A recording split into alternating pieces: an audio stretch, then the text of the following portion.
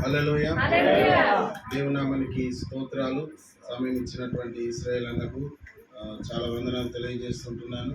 ఎందుకంటే గడిచిన 2-3 వారాల నుంచి అన్న చెప్తున్నాడు, అన్న రావాలని. అంటే మేము కూడా నెలకోసారి కలుస్తాం. మేము సేవకుల సదస్సు ఉంటుంది, మేము నెలకోసారి కలుసుకొని ఒక 4-5 గంటలు మేము కూర్చుంటాం. మన పోయిన నెలలో కూడా అన్ననే వాక్యం చెప్పింది. ఒక 12 మంది సేవకులు కూర్చుంటాం. మేము వ్యక్తిగతంగా ఒకరి గురించి ఒకరు మేము ప్రార్థన చేసుకుంటాము. 2-3 గంటలు విజ్ఞాపన ప్రార్థనలు. అలాగా మాకు ఒక నెలకొకసారి మాకు ఒక సావాసం ఉంటుంది ప్రతి నెలలో. హల్లెలూయా. దేవునికి స్తోత్రం. ఆ సావాసాన్ని బట్టి నేను ఎంతగానో ధన్యతగా భావిస్తుంటున్నాను. అయితే ఈ సమయంలో మనం కొద్ది నిమిషాలు దేవుని యొక్క వాక్యాన్ని మనము ధ్యానం చేద్దాము. అయితే దేవుని మందిరానికి వస్తున్నటువంటి మనము, దేవుని నమ్మినటువంటి మనము, చాలా సంవత్సరాల నుంచి నమ్ముకున్నటువంటి మనము, దేవుని మందిరంలో వాక్యం వింటున్నటువంటి మనము, ఆయన సన్నిధిలో ఉంటున్నటువంటి మనము ఒక విషయాన్ని మనం జ్ఞాపకం చేసుకోవాలి. నేను తొందరగానే ముగిస్తాను, ఎందుకంటే మళ్ళీ అన్న కూడా బల్ల కూడా మనకు ఈరోజు ప్రభాతి భోజనం చెప్పాడు. కాబట్టి ఎక్కువ సమయం తీసుకోకుండా మనకి ఏదైతే వాక్యం అవసరమో దాని గురించి మనం ధ్యానం చేసుకొని తర్వాత బల్ల కార్యక్రమంలో మనము ముందుకు సాగుదాం. అయితే దేవుని మందిరానికి వస్తున్నటువంటి విశ్వాసులైనటువంటి మీరు కావచ్చు, నేను కావచ్చు, మనం ఎవరైనప్పటికీ సేవకులైనా విశ్వాసులైనా ఎవరైనప్పటికీ చాలా సంవత్సరాలు అవుతుంది. కొంతమంది మేము అంటారు 20 సంవత్సరాలు నమ్ముకున్నాం అంటారు. కొంతమంది ఏమంటారు, అయ్యో మేము 15 సంవత్సరాల నుంచి నమ్ముకున్నామని చెప్తారు. కొంతమంది అయితే మేమైతే ఇక పుట్టుడే దాంట్లో పుట్టినామని చెప్తారు. కొంతమంది హల్లెలూయా ఏమని చెప్తారు. కొంతమంది నేను కూడా పుట్టుక నుంచి అది కానీ పుట్టి నుంచి దాంట్లోనే ఉన్నాము, కానీ అది కాదు, మనము పరిశుద్ధాత్మ నడిపింపులో ఉండాలి ఎప్పుడో. హల్లెలూయా. పుట్టడం గొప్ప కాదు. మా తాత దేవుని నమ్ముకున్నాడు, మా నాన్న దేవుని నమ్ముకున్నది గొప్ప కాదు, కానీ నమ్ముకున్నటువంటి మనం ఎట్లా నడుస్తున్నాం దేవుని మందిరంలో, అది గొప్ప. హల్లెలూయా. బైబిల్ ఏమని వాక్యం ఉంది, ఇప్పుడు క్రీస్తు యేసునందున్న వానికి ఏ శిక్షా విధియు ఇప్పుడు కావాలా. నేను 20 సంవత్సరాల నుంచి మా నాన్న నమ్ముకున్నాడు, మా అమ్మమ్మ చర్చిపోతుంది, మేము ఇట్లా చేసినాం అట్లా చేసినాం, ఓకే మంచిది, కానీ ఇప్పుడు ఎట్లున్నాం మన మందిరంలో, మన కుటుంబంలో, మీరు కావచ్చు, నేను కావచ్చు, మన మాటలు, మన ప్రవర్తన, మన సాక్ష్యము ఇప్పుడు ఎట్లా ఉంది, ఇప్పుడు ఈ ఆదివారం ఈ స్థితి వరకు ఎలా ఉన్నదనేది చాలా ముఖ్యం. అయ్యా మీరు చెప్తున్నారు కదా అంటే మమ్మల్ని కూడా దేవుడు చూస్తున్నాడు. హల్లెలూయా. మేమేం చెప్తున్నామని మాకన్నీ తెలుసు కాదు, మమ్మల్ని చూస్తున్నాడు దేవుడు, మిమ్మల్ని చూస్తున్నాడు. 2 అంచులు గల ఖడ్గం వాక్యం ఇది, అటు గుచ్చుతుంది ఇటు గుచ్చుతుంది. వాక్యం డస్టర్ కాదు, కడిసిపోయి తూడేయడానికి, ఇది ఖడ్గం. చొచ్చుకొని పోతుంది లోపలికి. చొచ్చుకొని పోయినప్పుడు ఆహా అయ్యగారు నాకే చెప్పిండు వాక్యం, ఆహా నేను ఇట్లా చేయాలని చెప్పిండు అయ్యగారు నాకు వాక్యం, అయ్యా నేను నేర్చుకున్నాయ్యా, నేను ఇట్లా చేస్తానయ్యా, అది అలా వాక్యం వెళ్ళిపోతుంది లోపలికి. హల్లెలూయా. ఇక నేర్చుకున్న వాళ్ళు నేర్చుకుంటారు, వినేవాళ్ళు వింటారు, చేయాలనుకున్న వాళ్ళు చేస్తారు. ఇక వినని వాళ్ళు ఏం చేస్తారంటే ఏమో పోనీ కాదు, నాకైతే నాకు చేస్తా లేకపోతే లేదు. అయితే దేవుని మందిరానికి వస్తున్నటువంటి బిడ్డలారా, మీరు ఎన్నో సంవత్సరాల నుంచి దేవుని మందిరానికి వస్తుంటున్నారు. ఒక దేవునికి ఒక విశ్వాసికి ఒక మంచి సంబంధం ఏర్పడాలా. హల్లెలూయా. ప్రార్థనలో కావచ్చు, ఇలాగంగా వల్ల ఆదివారం ఈరోజు చాలా మంది వచ్చారు, అన్న రాగని చెప్పాడు, అన్న కొంతమంది రాలేకపోయారంటే పర్వాలేదు, దేవునికి స్తోత్రం. హల్లెలూయా. ఇక వాళ్ళు కొన్ని పనులను బట్టి ఆదివారం అంటే కొంతమందికి రకరకాల సమస్యలు ఉంటాయి, కొన్ని ప్రోగ్రాలు ఉంటాయి. అయితే వచ్చిన వాళ్ళని బట్టి దేవునికి స్తోత్రం. అయితే మీరు దేవుని మందిరానికి వస్తున్నటువంటి మీరు, ఎన్నో సంవత్సరాల నుంచి దేవుళ్ళు ఎదుగుతున్నటువంటి మీరు ఒక విషయాన్ని మీరు గమనించాలి. మనకు దేవునికి అనేకం చేస్తున్నాం. మనం ఏం చేస్తున్నాం చెప్పండి? మనం మందిరానికి వస్తున్నాం, ఏం చేస్తున్నాం చెప్పండి? నేను దేవుని నమ్ముకున్నానయ్యా, నేను దేవుని నమ్ముకున్నాను. అయితే నేను దేవుని నమ్ముకున్నానికి నీకు గుర్తేంది? రక్షణ పొందుకున్నావు, బాప్తిసం తీసుకున్నావు, మందిరానికి వెళ్తున్నావు, అందరికి చెప్తున్నావు నేను దేవుని నమ్ముకున్నాను. అయితే మనం ఏం చేస్తున్నాము? దేవుని నమ్మినటువంటి మనము ఏం చేస్తున్నాము? దేవునికి ఏది ఇష్టమైంది చెప్పండి, మీరు చెప్పండి. అర్థమైందమ్మా నేను చెప్పింది? ఏమి ఇష్టమైంది? మనం ఏం చేస్తాం చెప్పండి? ప్రార్థన చేస్తాం, అవునా కదా? ప్రార్థన చేస్తాం. ఆదివారం అనగానే ఎక్కడికి వస్తాము? మందిరానికి వస్తాము. అయ్యగారు కూడా ఉపవాస ప్రార్థనలు ఉంటాయి 3 రోజులు అనగానే. కొంతమంది ఉంటారు, కొంతమంది ఉండలేరు. అమ్మ మీటింగ్ వెళ్తున్నాం నడండి అనగానే కొంతమంది వస్తారు, అయ్యా నన్ను వెళ్దాం ఆటోలో పోదామని. ఇంకా కొంతమంది ఏదైనా కానీ ఆ రకంగా. నేను చెప్పే విషయము మీకు అర్థం కావాలి. ఏది ముఖ్యమైనది? అన్నిటికన్నా ఏది ముఖ్యమైనది ఒక క్రైస్తవునికి? ఒక విశ్వాసికి దేవునికి మధ్యలో ముఖ్యమైనది ఏంటంటే ప్రార్థన. మెయిన్ ప్రార్థన అనేది చాలా ముఖ్యమైనది. దాంతో పాటు ఇంకా కొన్ని ఉన్నాయి, మీరు చెప్పాలి. మీ నోట్ల నుంచి వస్తే నాకు చాలా సంతోషం అవుతుంది. హల్లెలూయా. ఏది ఇంకా ఏం అవసరం, ఏం చేయాలి మనం? ఇంకా ప్రార్థన చేస్తున్నాం, ఇంకేం చేస్తాం మనం పూర్ణ హృదయంతో ఆరాధన చేస్తాం. అదొకటి వెరీ గుడ్, మంచి పాయింట్ చెప్పింది సిస్టర్. ఇంకా చెప్పండి, మీరు పురుషులు మీరు చెప్పాలి. ఇంకా మాటలు లోపట్ల ఉంచుకోవాలి. ఇంకా ఏం చేయాలి మనము? సువార్త చెప్పాలి. ఎవరు చెప్పారు? థ్యాంక్ యూ, దేవునికి స్తోత్రం. హల్లెలూయా. చాలా విషయాలు ఉన్నాయండి, చాలా విషయాలు. ఇవి ఎవరు చేస్తారో వాళ్ళకే తెలుసు. హల్లెలూయా. ఎవరు చేస్తారో నేను మిమ్మల్ని చూడలేనమ్మా, మీరు కూడా నన్ను చూడలేరు. మీ హృదయం నా హృదయం ఎవరు చూస్తారు? దేవుడు చూస్తాడు. అయితే అయ్యగారు చెప్తాడు, మా నాన్న కానీ నేను కానీ ఎవరైనా కానీ రోజు 10 గంటలు 4 గంటలు ప్రార్థన చేసేవారు చేయలేకపోయినట్టు అందరు లేపుతారు. కానీ చేసేది ఎవరు చూస్తారమ్మా? అందరితో పాటు లేకపోతే అమ్మ ఈమె 10 గంటలు ప్రార్థన చేస్తుందా? దేవుడు చూస్తున్నాడు. హల్లెలూయా. ప్రియులారా, అన్నిటికన్నా ముఖ్యమైన ప్రార్థన, ఉపవాసము, వాక్యం వినడము, పరిచయం చేయడము. దేవునికి అన్నిటికన్నా ముఖ్యమైనది, అందులో ఇష్టమైనది ప్రార్థనతో పాటుగా, ఉపవాసంతో పాటుగా, వాక్యాన్ని ధ్యానించడంతో పాటుగా, నీ సాక్ష్యాన్ని కాపాడటంతో పాటుగా నువ్వు దేవునికి ఏమి ఇస్తున్నావు అనేది దేవునికి చాలా ముఖ్యమైనది. హల్లెలూయా. నువ్వు దేవునికి ఏమి ఇస్తున్నావు? ఇప్పుడు మరి దేవుడు మనకేమి ఇచ్చాడు? మన కొరకు ఏం చేశాడు? దేవుడు మనకేమి ఇచ్చాడు? మన కొరకు ఏం చేశాడు చెప్పండి. మన కొరకు ఏం చేశాడు దేవుడు? ప్రాణం పెట్టాడు. దేవునికి స్తోత్రం. హల్లెలూయా. ఒకటే మాటలు చెప్పేసి ఇంకా దాన్ని మించింది ఇంకేం లేదు. అది బంగారంతోని డబ్బుతోని అసలు మనము అది లెక్క పెట్టలేము. ఇంకా అదిగా ఏం కార్చాడంటే రక్తంని కార్చాడు, రక్తాన్ని కార్చాడు, ప్రాణాన్ని ఇచ్చాడు, రక్షణని ఇచ్చాడు, అన్ని ఇస్తానే ఉన్నాడు. ఇప్పుడు కూడా దేవుడు ఏం చేస్తున్నాడు? ఇస్తానే ఉన్నాడు, ఇంకా ఇస్తానే ఉన్నాడు. ఎప్పటిదాకా ఇస్తాడంటే ఈ భూమి మీద మనం ఉన్న రోజు దాకా దేవుడు. చాలా బాగుంది. మరి మనం దేవునికి ఏమి ఇస్తున్నాం? అదే నేను ఈరోజు చెప్తాను. హల్లెలూయా. ప్రసంగ అంశము నా పాయింట్ ఇదే, నేను ముందు నుంచి చెప్పుకొచ్చింది ఇదే. అయ్యా నేను ప్రార్థన చేస్తున్నా, చాలా మంచిది. నేను ఉపవాసం ఉంటున్నా, చాలా మంచిది. అయ్యా నేను పరిచర్య చేస్తున్నాను, చాలా మంచిది. నేను సువార్త చెప్తున్నాను, చాలా మంచిది. మరి దేవుడు ఏమి ఇచ్చాడంటే, అయ్యా నాకు దేవుడు ప్రాణం ఇచ్చాడు, రక్తం కార్చాడు, నా కొరకు గొడవ దెబ్బలు తిన్నాడు, నాకు ఇల్లు ఇచ్చాడు, ఇది ఇచ్చాడు, అది ఇచ్చాడు, అయ్యా నాకు అన్ని ఇచ్చాడు, చాలా సంతోషం. మరి మనం దేవునికి ఏమి ఇస్తున్నాం అనేది చాలా ముఖ్యమైనది. హల్లెలూయా. అంటే దేవుని నీ మీద ఇష్టము, నాకు దేవుడు అంటే ఇష్టము, నాకు దేవుడు అంటే ఇష్టం అని చెప్పడానికి మనం దేవునికి ఇవ్వాలి. హల్లెలూయా. ఏమి ఇవ్వాలి? అపోస్తల కార్యంలో ఒక మాట ఉంది. అపోస్తల కార్యంలో పుచ్చుకొనుట కంటే ఇచ్చుట నేను, ఆ వాక్యం మీకు తెలుస్తే కదా, నోటెడ్ ఉన్నాయి, చెప్పేసాను. ఎందుకంటే మనం ప్రతి వాక్యము చదువుకోలేము తీసి. పుచ్చుకొనుట కంటే ఇచ్చుట. చాలా మందికి తీసుకోవాలనే ఉంటుంది కానీ ఇవ్వడం ఉండదు. అది ఎందుకేమో మరి అలా వీక్నెస్, మరి అదేంటో. ఎప్పుడైనా ఎక్కడికి వెళ్ళి వాళ్ళు ఏమన్నా ఇస్తారా మనకు? వాళ్ళు ఏమన్నా ఇస్తారా? ఆడిపోతున్నాము ఈడిపోతున్నాము ఏమన్నా ఇస్తారా? పలానా ఆయన ఇట్లా అన్నాడు అంటే ఆడికి పోదాము మీటింగ్ అంటే, మన మీటింగ్ ఏమన్నా ఇస్తారా మనకు? వీళ్ళరా మన ఆశ ఎట్లా ఉంటుంది అంటే, మనుషులమైనటువంటి ఏదైనా ఎప్పుడైనా తీసుకోవాలనే ఆశ ఉంటుంది మనకు. హల్లెలూయా. కానీ దేవుడు ఎవరిని ఇష్టపడుతున్నాడు చెప్పండి మీరు? అది దేవునికి స్తోత్రం. ఎవరి ఇష్టం దేవునికి? తీసుకునేటోళ్ళు కాదు దేవునికి, ప్రాణం తీసేటోళ్ళు కాదు దేవునికి ఇష్టమైంది, ప్రాణం ఇచ్చేవాళ్ళు దేవునికి కావాలి. హల్లెలూయా. అన్నం తినడం కాదు, మనం చేసేది ఇతరులకు పంచడం. మన గురించి ప్రార్థన చేయడం కాదు, వారి గురించి మనం ప్రార్థన చేయాలి. అదే దేవుడు కోరుకుంటున్నాడు. నా జీవితంలో నేను అట్లా చాలా చేసి నేను మేలును అనుకున్నాను. బైబిల్లో కూడా యోబు తన స్నేహితుల గురించి ప్రార్థన చేసి 200 ఆశీర్వాదం పొందుకున్నాడు.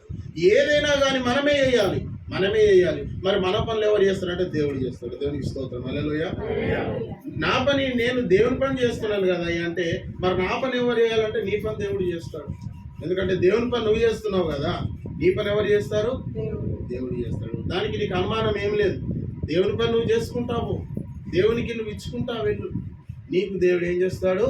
ఇస్తాడు. మనకు 1వ రాజుల గ్రంథంలో 18వ అధ్యాయంలో ఇక్కడ మనకు ఒక విధవరాలు కనబడుతుంది. తొందరగా తీసి చదవండి. అక్కడ మనకు 1వ రాజుల గ్రంథము 18వ అధ్యాయంలో అక్కడ మనకు 1వ ఏలియా ఇట్లా నేను 17వ వచనంలో ఏది చదువుతారంటే 12వ వచనం చదవడం. అయితే కాదండి, 1వ రాజులు 17-12 చదవండి. అందుకు ఆమె చదవండి. అందుకని దేవుడైన యెహోవా జీవంతోడు తొట్టిలో పట్టెడు పిండియు గుడ్డిలో కొంచెం ఉన్నాయో నా ఇద్దరు ఉన్నవే కానీ అప్పం ఒకటైనను లేదు. మేము చావకమునుకు నేను ఇంటికి పోయి వాటిని నాకును నా బిడ్డకును సిద్ధం చేసుకున్న వల్ల నేను పుల్లలు ఏర్పడడానికి వచ్చాను.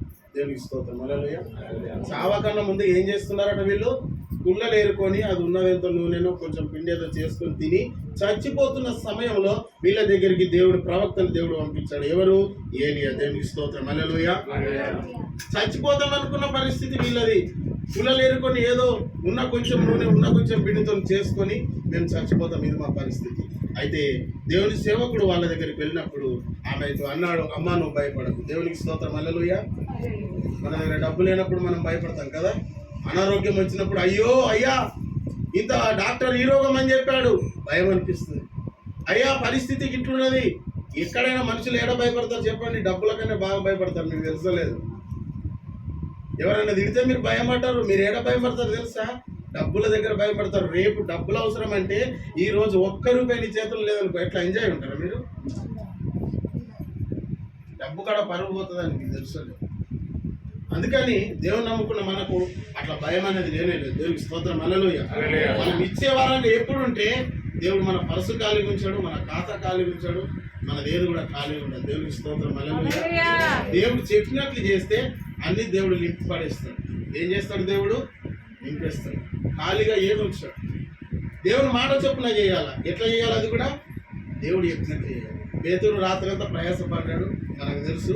ఒక్క చేప కూడా ఆయనకు కావచ్చు, ఆయన గుండ్లవాడు కావచ్చు, ఏడ గట్టు ఉంటుందో తెలుసు, ఎక్కడ చేపలు ఉంటాయో తెలుసు. వాళ్ళకంటే మనకేం తెలుసు? అంత తెలిసినవాడు కూడా చేపలు పట్టలేకపోయాడు. ఆయన దేవుడు వచ్చాడు, ఇక్కడికి నడు లోతులకి తీసుకెళ్ళేంత అనగానే నీ మాట చొప్పున నేను వలలు వేస్తాను. దేవునికి స్తోత్రం. హల్లెలూయా. ఎవరి మాట చొప్పున? నీ మాట చొప్పున వలలు వేస్తానని అంటే మీకు ఇంకో విషయం తెలుసా లేదండి?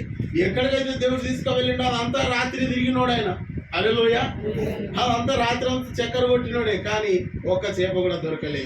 దేవుని మాట ప్రకారంగా చేసినప్పుడు మన బైబిల్లో చూస్తూ ఉంటాం, 2 దోణిలు నింపినారు చేపలు. హల్లెలూయా. అసలు వాళ్ళు ఉంటారు చూడండి, ఆ వల అసలు తెగదండి వల్ల, మీకు తెలుసలేదు. దాన్ని బట్టి ఇట్లా లాగితే మన చేతే కొంచెం ప్రాబ్లం అవుతుంది, కానీ ఆ చేపల రాశి కంట వలలే పిగిలిపోయినట్టు. దేవునికి స్తోత్రం. హల్లెలూయా. నింపేశాడు దేవుడు, 2 పడవలు నింపేశాడు దేవుడు. పిల్లరా, మనం దేవుని మాట ప్రకారంగా చేస్తే ఎప్పుడైనా మనం ఇచ్చే వాళ్ళలాగా ఉండాలి, పెట్టే వాళ్ళలాగా ఉండాలి. బీదలకైనా, దేవునికైనా, దేవుని మందిరానికైనా దేవుడు అంటే నాకు ఇష్టం, దేవుడు అంటే నాకు ఇష్టం, దేవుడు అంటే నాకు ఇష్టం అని నోటితో చెప్పడం కాదు. మనం చెయ్యాలి, ఇవ్వాలి దేవునికి. ఎట్లా ఇవ్వాలి అని అంటే మనం లాస్ట్ కానుకలు పడతాం, అట్లా ఇవ్వచ్చు. కృతజ్ఞత కానుక ఇవ్వచ్చు, మొక్కుబడి కానుక ఇవ్వచ్చు. బైబిల్లో హన్న అంటే కుమారుని మొక్కుబడి ఇచ్చేసింది. మీకు తెలుసు ఆ విషయం? నాకు మగబిడ్డను దయచేస్తే ఆ కొడుకునే ఇచ్చేస్తాయని నీకు అని చెప్పింది. కొడుకునే ఇచ్చేసిందండి. దేవునికి స్తోత్రం. హల్లెలూయా. ప్రియులారా, అయ్యా నాకు దేవుడు అంటే ఇష్టం, నాకు దేవుడు అంటే ఇష్టం, నేను మంచి విశ్వాసనని మీరు ఏం చెప్పకుండా మీరు ఇచ్చే గుణము దాతృత్వం కలిగిన వారుగా ఉంటే ఆటోమేటిక్ దేవుడు నేను దీవిస్తాడు. ఇంకా కృతజ్ఞత కానుకలు, మొక్కుబడి కానుకలు కావచ్చు, దశభాగం కావచ్చు, ఏదైనా కావచ్చు, నీ మనసులో నిశ్చయించుకున్న ప్రకారంగా ఎప్పుడైతే మనం దేవునికి ఇస్తూ పోతా ఉంటామో దేవుడు పరలోకం నుంచి మనకి ఇస్తానే ఉంటాడు. హల్లెలూయా. ఈ చేత్తో ఇస్తూ ఉంటున్నావు కదా, ఈ సైడ్లో నుంచి నువ్వు ఇస్తున్నావు కదా, ఇంకో సైడ్ నుంచి దేవుడు మనకు అనుకోక విధంగానే ఎవరినో దేవుడు ప్రేరేపిస్తాడు. హల్లెలూయా.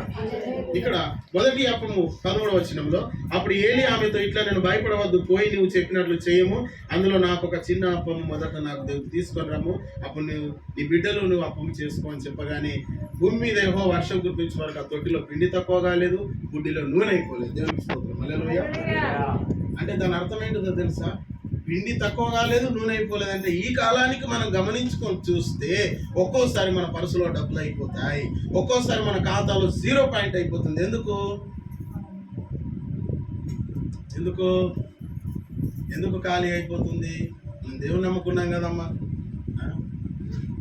సారెపదు విధవరాలు గుడ్డి అయిపోలేదు, ఆమె నూనె అయిపోలేదంట, పిండి అయిపోలేదంట.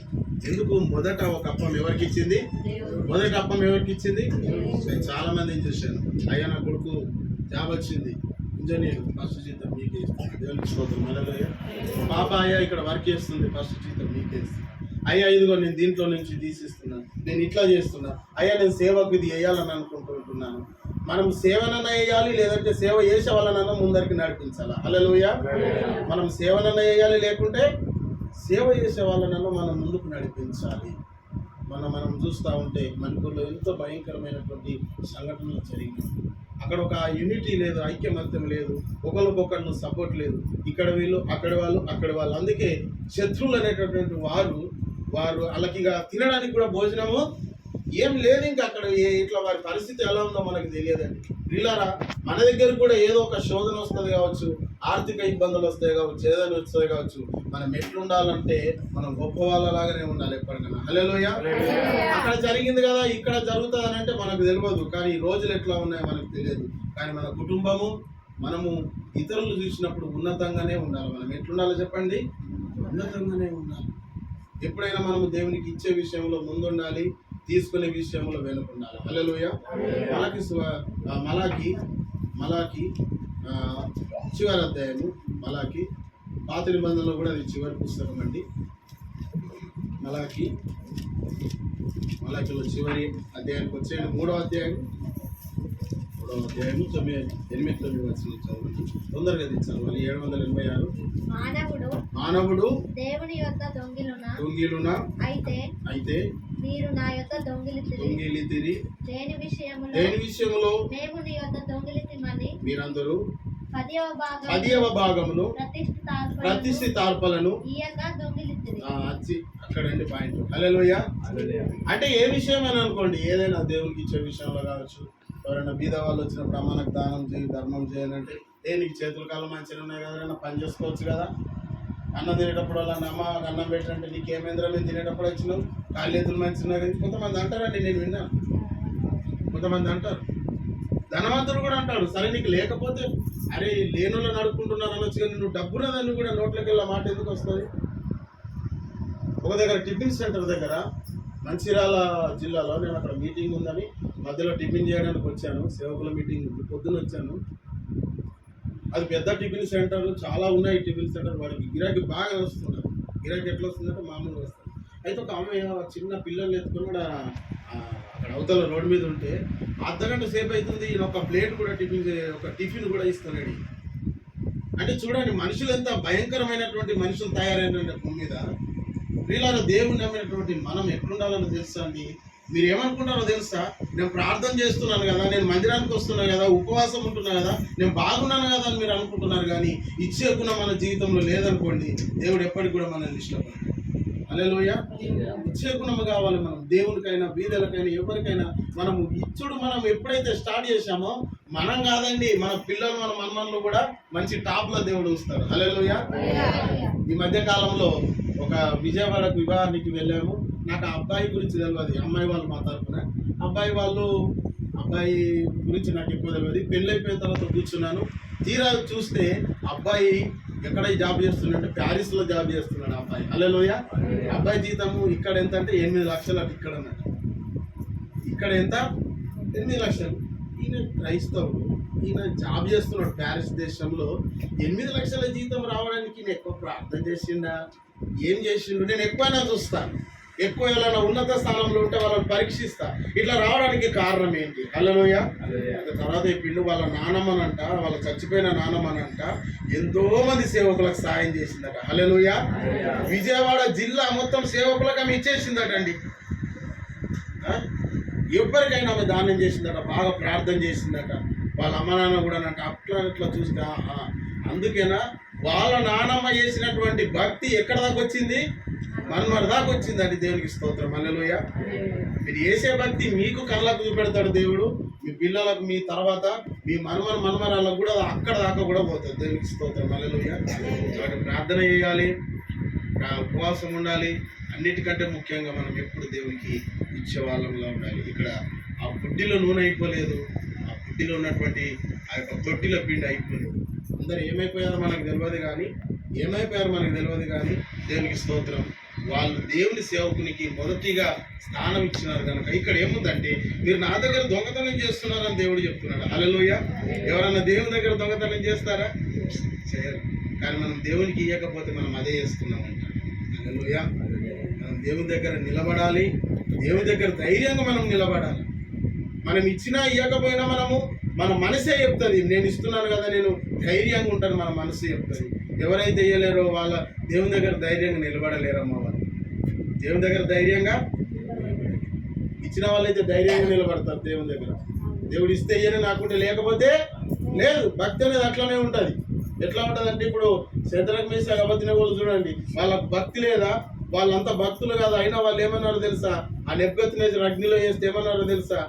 మా దేవుడు రక్షించకపోయినా కూడా మాకు, అంటే వాళ్ళు ఎట్లున్నారు అంటే భక్తులే.